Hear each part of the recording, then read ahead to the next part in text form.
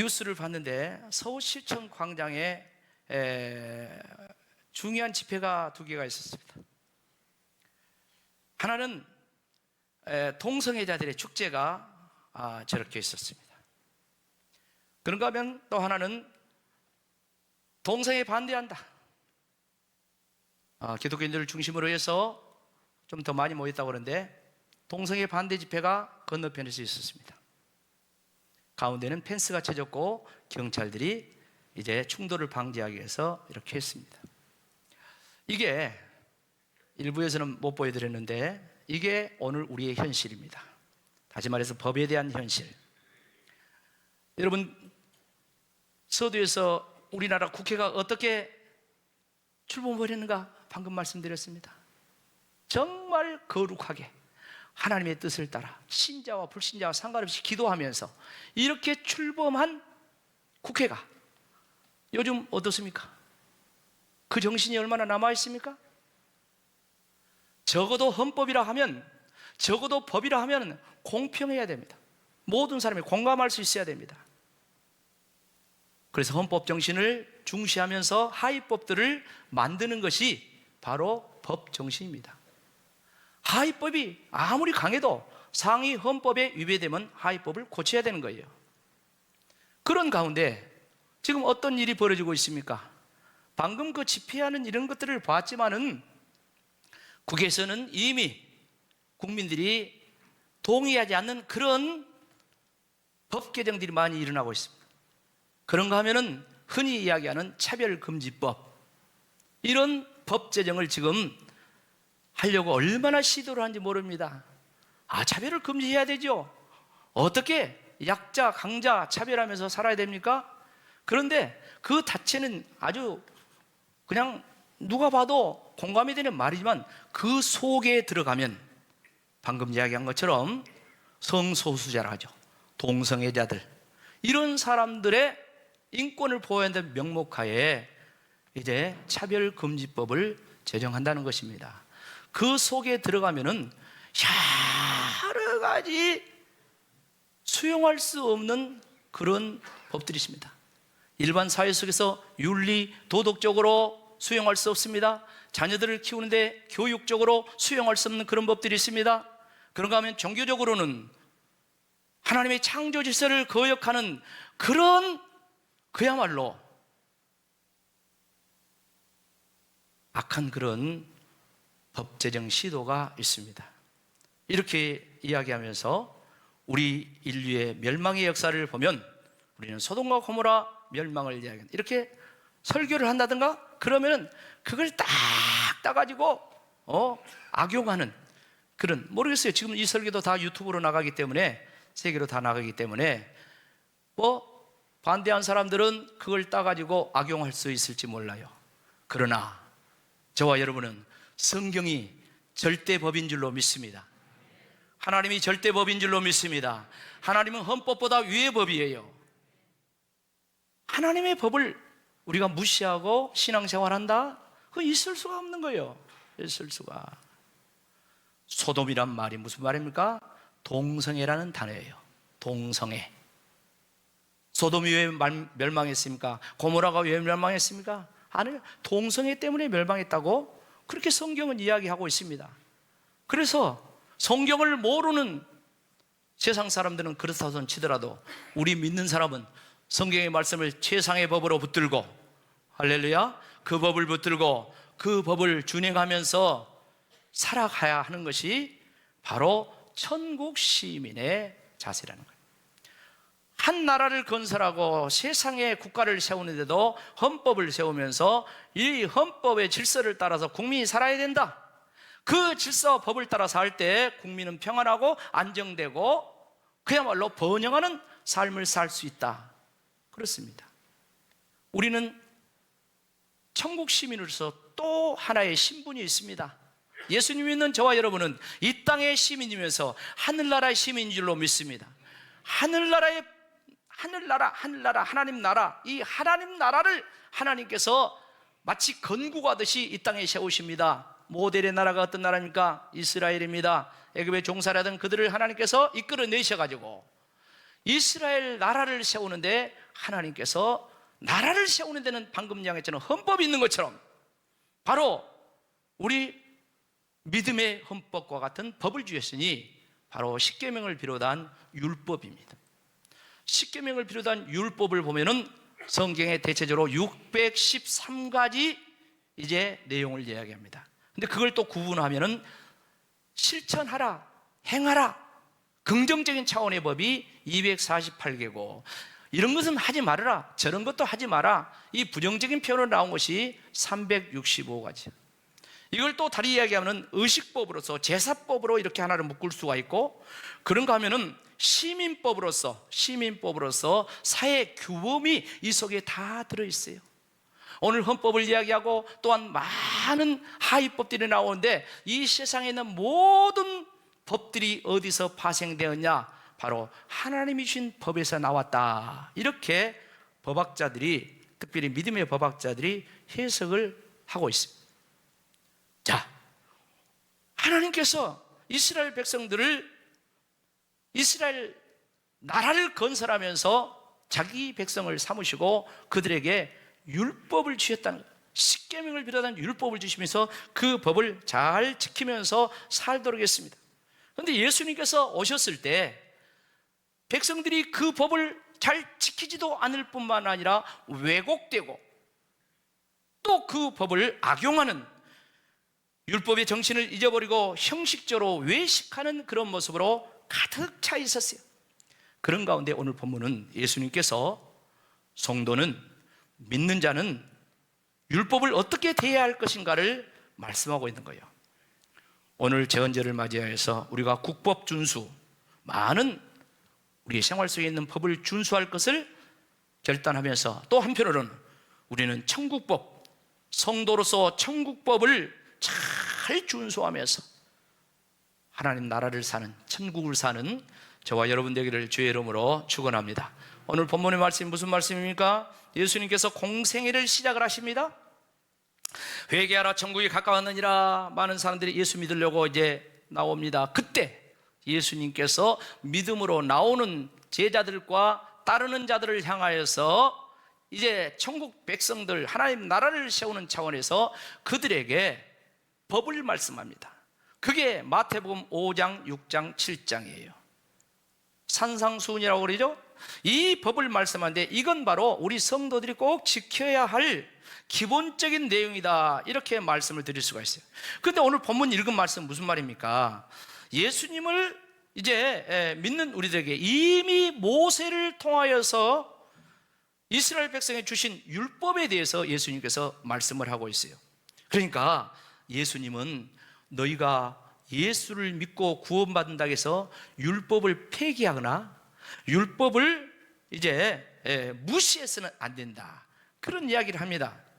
그러면서 하나님께서 주신 이 율법은 거룩하니 이 율법의 1.1획도 없어지지 않고 다 뭐다리라 이루어지리라, 이렇게 이야기합니다. 그러면서 이스라엘 백성들이 그 율법에 대해서 오해한 것을 바로 잡아줍니다. 옆 사람과 오해하지 말고 이해합시다. 여러분, 하나님 말씀을 오해하지 말고 이해하기를 축복합니다. 바로 이해하라고 그렇게 가르쳐 줍니다. 그리고 예수님을 믿는 우리 성도들에게 하는 말이, 우리는 저 율법을 준수하고 있는 저 서기관과 바리새인들의 의보다 더 나아야 되는데 그들보다 더 의가 못하면은 결단코 어디 못 들어간다? 천국에 못 들어간대요. 여러분, 천국에 못 들어간다, 여기서는 팍 체크를 해야 돼요. 왜? 천국에 못 들어가면 그것처럼 원통할 일이 어디가 있습니까? 자, 그렇다면 네 번째, 율법의 기능은 무엇일까? 죄인들을 예수님께 인도하여 뭘 해결한다? 죄를 해결한다. 목적 이야기했어요. 율법을 통해서 내가 죄인인 것을 발견하게 만드는 거예요. 근데 그 다음에 이 율법에 또 다른 기능이 있으니 그건 무엇입니까? 우리 죄인들을 예수님께 인도하여서 죄를 해결받도록 하시는 게 이게 율법이라는 것입니다. 자, 갈라디아서 3장 23, 4절 말씀 보겠습니다. 믿음이 오기 전에 우리는 율법 아래, 예수 믿기 전에 율법 아래 다 매인받고 계시될 믿음의 때까지 갇혔어. 구약시대는 다 율법 아래 갇혀 있어요. 그러나 24절 다 같이 크게 읽어봅시다. 시작. 이같이 율법이 우리를 그리스도께로 인도하시는 초등교사가 되어 우리로 하여금 믿음으로 말미암아 의롭다함을 얻게 하려 함이라. 아멘. 자, 율법은 초등교사, 옛날 번역은 몽학선생이라 했어요. 교사가 아이들을 가르치고 인도하잖아요. 그런 것처럼 이 율법은 죄인인 우리들을 죄를 깨닫게 하고 죄를 해결하시는 누구에게? 예수님께 인도한다. 할렐루야. 예수님께 인도하여서 예수를 믿음으로 말미암아 의롭게 합니다. 예수님께서는 율법의 완성자가 되셨다 했어요. 율법을 완성하신 그 성취하신 그 예수님 앞에 우리를 인도하여서 그 예수를 믿게 만드는 것이, 이것이 율법의 기능이에요. 근데 당시에 율법의 최고 신봉자들이라는 바리새인들이라든가 사두개인, 서기관 이런 종교 지도자들은 예수님을 거부했어요. 그리고 자기들이 율법을 지키면 의로워지고 죄에서 벗어나고 율법을 지키면 구원받을 수 있다고 했는데, 누가 율법을 지켜요? 누가 율법으로부터 자유할 수가 있어요? 어떤 사람이 율법을 성취할 수가 있어요? 오직 예수님 한 분뿐인 줄로 믿습니다. 말씀하십니다. 예수님께서 율법의 완성자가 되셨다. 자, 하나 더 중요한 말씀을 짚고 넘어갑시다. 율법의 정신에 대해서 말씀을 드리지 않을 수가 없어요. 율법의 정신이 뭐라고요? 정의와 긍휼과 믿음이다.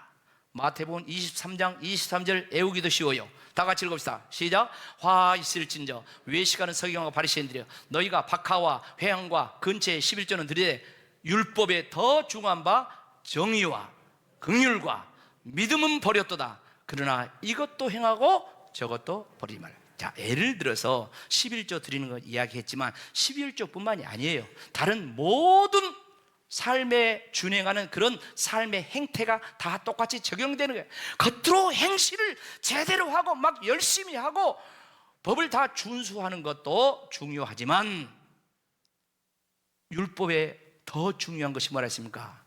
정의와 그 다음에 긍휼과, 긍휼은 사랑과 자비를 이야기합니다. 그리고 또 하나 뭐요? 믿음이라는 거예요.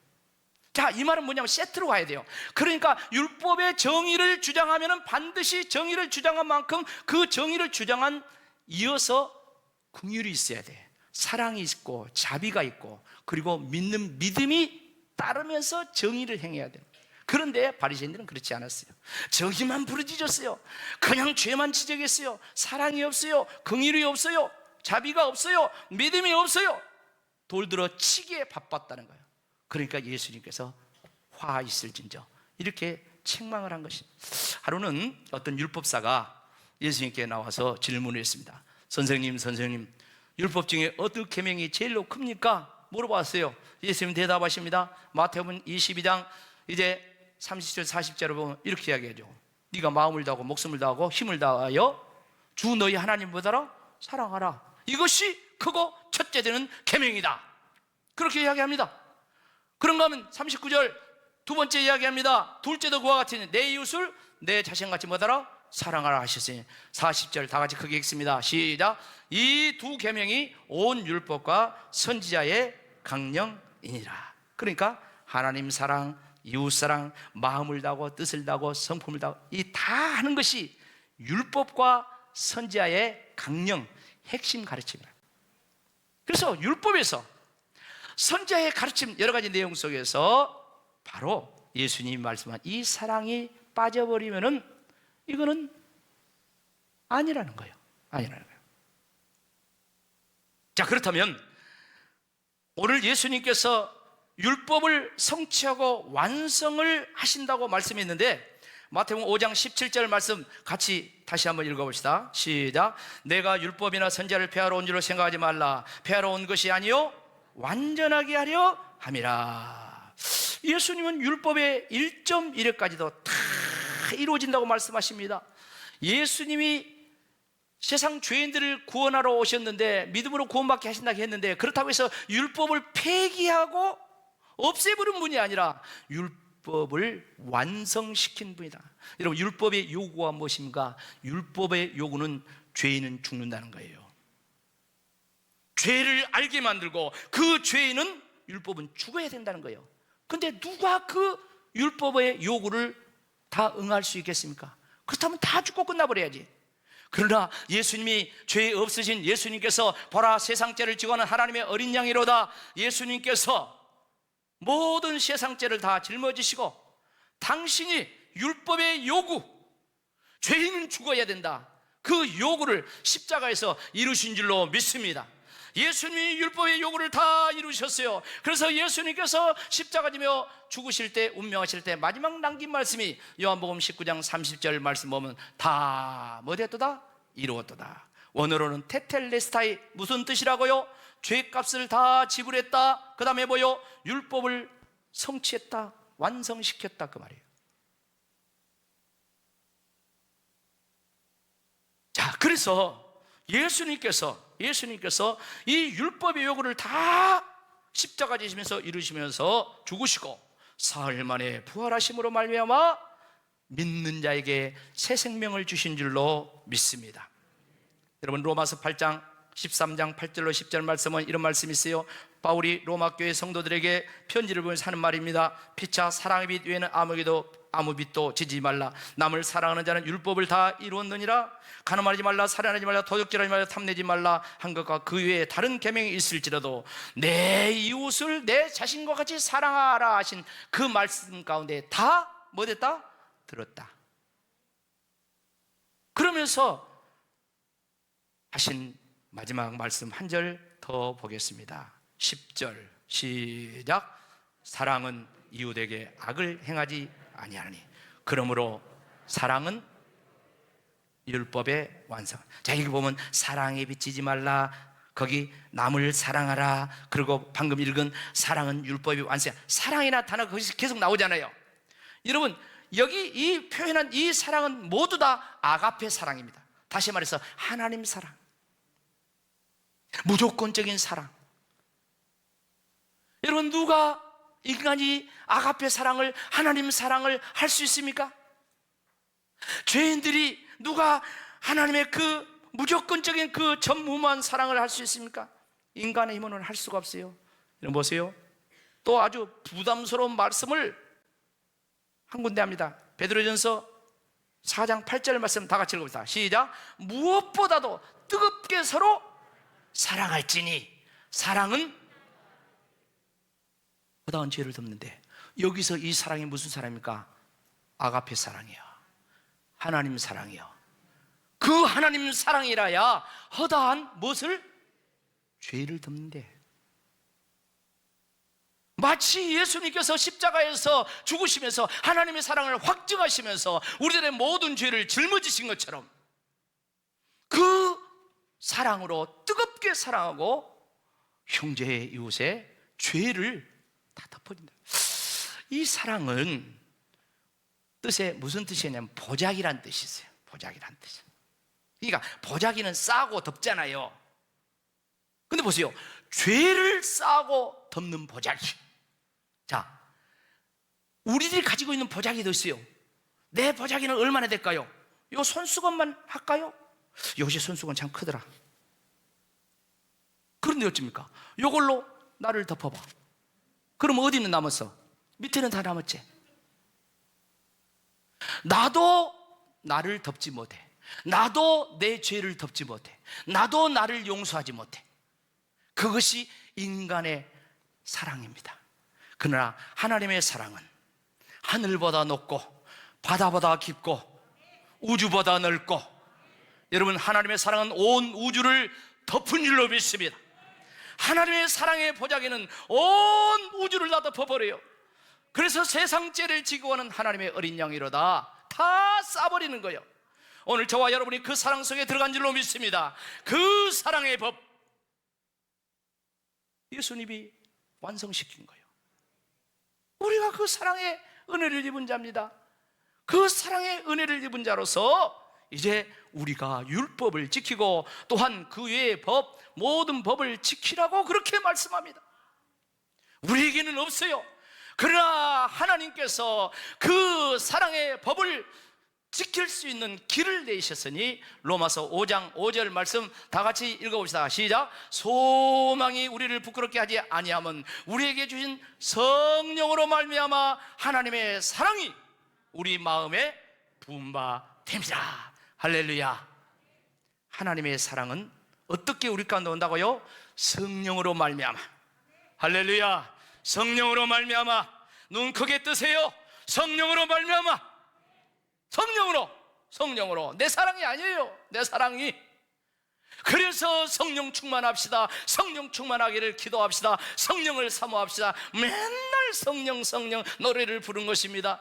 성령은 모든 것을 하지만 저와 여러분에게 우리가 할 수 없는 하나님의 사랑을 부으신 줄로 믿습니다. 우리가 성령 충만해 보세요. 열매를 맺습니다. 갈라디아서 5장 21, 23절 무슨 열매입니까? 첫째가 사랑과, 할렐루야, 사랑과 희락과 화평과 오리참과 자비, 양성, 충성, 온유, 첫째가 사랑이에요. 성령 충만하기를 축복합니다.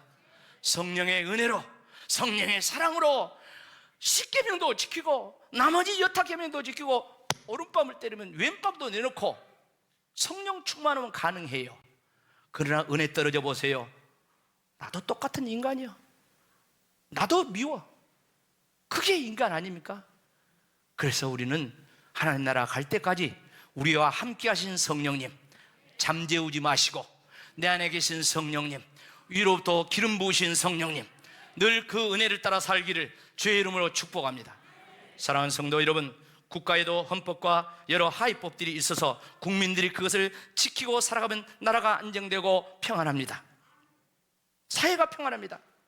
이와 마찬가지로 우리 성도들도 천국 시민으로서 하나님 나라의 법, 율법을 비롯한 복음의 법, 사랑의 법을 하나님의 은혜 가운데 성령 충만한 가운데 지킬 때 천국이 이루어지는 거예요.